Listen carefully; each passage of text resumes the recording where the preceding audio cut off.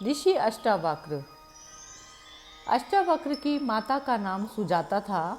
उनके पिता कहोड़ वेद पाठी और प्रकांड पंडित थे तथा उद्दालक ऋषि के शिष्य और दामाद थे।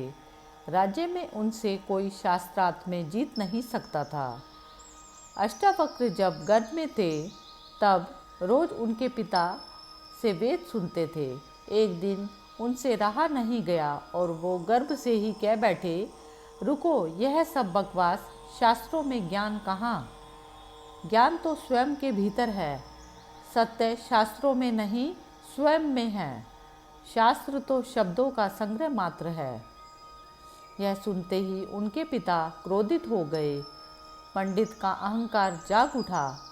जो अभी गर्भ में ही है, उसने उनके ज्ञान पर प्रश्न चिन्ह लगा दिया। पिता तिलमिला गए।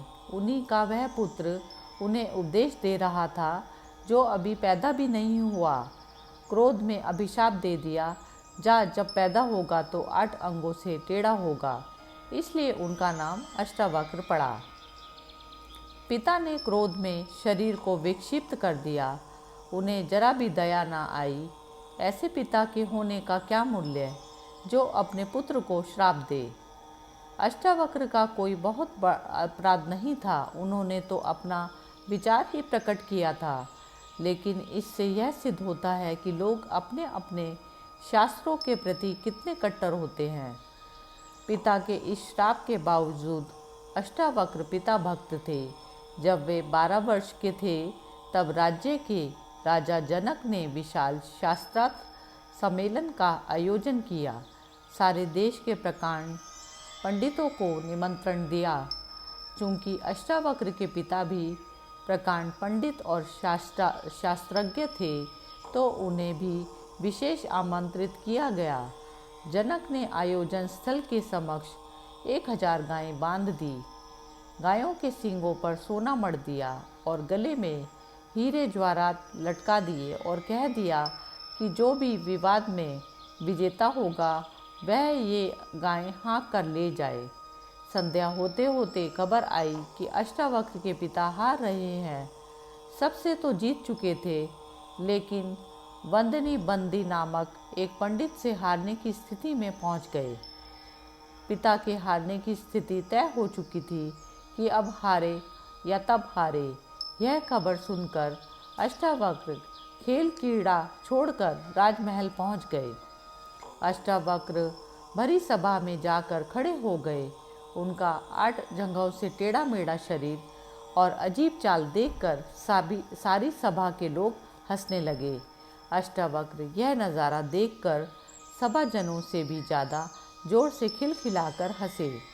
जनक ने पूछा, सब हंसते हैं वह तो मैं समझ सकता हूँ, लेकिन बेटे, तेरे हंसने का क्या कारण, बता। अष्टावक्र ने कहा, मैं इसलिए हंस रहा हूँ कि इन चमारों की सभा में सत्य का निर्णय हो रहा है। आश्चर्य, ये चमार यहाँ क्या कर रहे हैं? सारी सभा में सन्नाटा छा गया। सब अवाक रह गए। राजा जनक खुद भी सन्न रह गए। उन्होंने बड़े संयत भाव से पूछा, चमार, तेरा मतलब क्या? अष्टावक्र ने कहा, सीधी सी बात है, इनको चमड़ी ही दिखाई पड़ती है, मैं नहीं दिखाई पड़ता। ये चमार हैं, चमड़ी के पारखी हैं। इन्हें मेरे जैसा सीधा साधा आदमी दिखाई नहीं पड़ता। इनको मेरा आड़ा तिरछा शरीर ही दिखाई देता है। राजन, मंदिर के टेढ़े होने से आकाश कहीं टेढ़ा होता है? घड़े के फूटे होने से आकाश कहीं फूटता है? आकाश तो निर्विकार है। मेरा शरीर टेढ़ा मेढ़ा है, लेकिन मैं तो नहीं। यह जो भीतर बसा है, इसकी तरफ तो देखो। मेरे शरीर को देखकर जो हंसते हैं वे चमार नहीं तो क्या हैं? यह सुनकर मिथिला देश के नरेश एवं भगवान राम के शवसुर राजा जनक सन्न रह गए।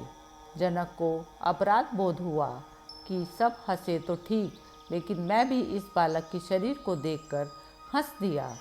राजा जनक के जीवन की सबसे बड़ी घटना थी। देश का सबसे बड़ा तामझाम, सबसे सुंदर गायें, सबसे महंगे हीरे जवाहरात, सबसे विद्वान पंडित और सारे संसार में इस कार्यक्रम का समाचार और सिर्फ एक ही झटके में सब कुछ खत्म। जनक को बहुत पश्चाताप हुआ। सभा भंग हो गई। रात भर राजा जनक सो ना सके। दूसरे दिन सम्राट जब घूमने निकले तो उन्हें वही बालक अष्टावक्र खेलते हुए नजर आया। वे अपने घोड़े से उतरे और उस बालक के चरणों में गिर पड़े।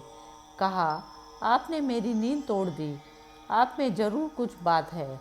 आत्मज्ञान की चर्चा करने वाले शरीर पर हंसते हैं तो वे कैसे ज्ञानी हो सकते हैं। प्रभु, आप मुझे ज्ञान दो।